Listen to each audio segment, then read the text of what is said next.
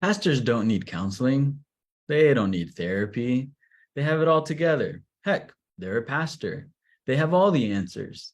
Why would they need to even talk with a counselor? Are they depressed? Uh-oh, are they going to quit? What about from the perspective of a pastor or church leader themselves? I can't get counseling. What would my people think? They'll find out. They might even leave the church. We'll lose money. I don't want the questions and the rumors anyways that I'm going to counseling. I can handle it on my own. While there are many reasons to not getting counseling, here are 7 reasons why pastors and church leaders need counseling too. Number 1, pastors often feel isolated themselves. They're lonely. Pastoring can be a very lonely profession. Barna research says that of the pastors who are currently considering quitting the profession, about 43% of them are experiencing loneliness and isolation. It's hard for pastors to find a trusted confidant, and a confidant who won't gossip and who has good wisdom and someone that they can trust. And this is where counseling can be a safe place, where they don't have to journey alone. Counseling is a reminder you're not alone. Number 2, pastors experience burnout and depression as well. No, pastors and church leaders do not have it all together. And yes, they know God's truth and his promises, and they preach about it and how to live victoriously. But pastors still face all of the same demands and trials of life as the rest of us do. Their job includes stresses, conflicts, divisions, politics, and heartbreak. And they have personal lives that have difficulties as well.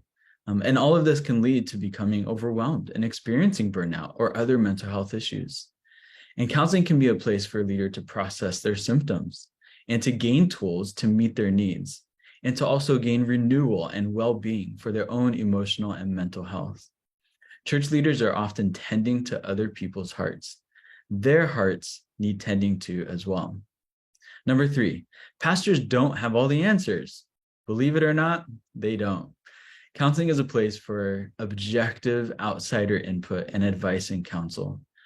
We all have blind spots in life, and counseling can help shine lights on these blind spots. And yes, believe it or not, God can and does speak and work through counselors. Number 4, counseling helps keep the burdens off of pastors' shoulders. Pastors do a lot. They are part of weddings, funerals, home visits, hospital visits, and they also have personal lives. They have kids' baseball games, plumbing and money issues, and family pressures. Church leaders have a lot to carry, especially working in the people helping field. Galatians 6:2, it says, carry one another's burdens. And this is where a place such as counseling can be a place of major support to help carry a pastor's burdens. Number 5, counseling helps pastors stay fresh and ready for their ministry now and for the long term. Barna, again, their research says that 40% of pastors right now are currently thinking about quitting the profession. And Zappia research says about 50% of pastors quit before making it to 5 years.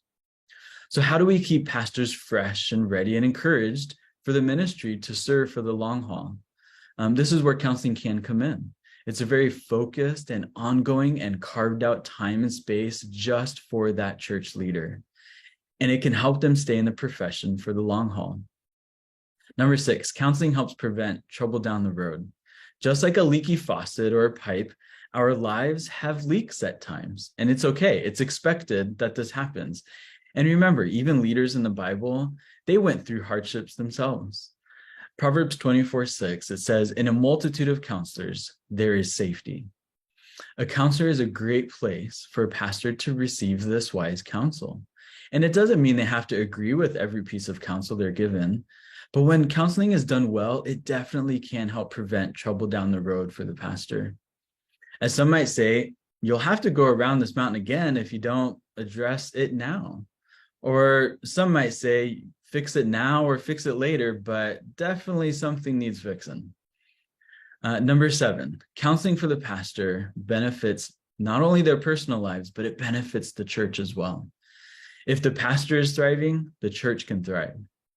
When a church leader suffers in silence, it also hurts the church and it hurts relationships. and it causes church suffering.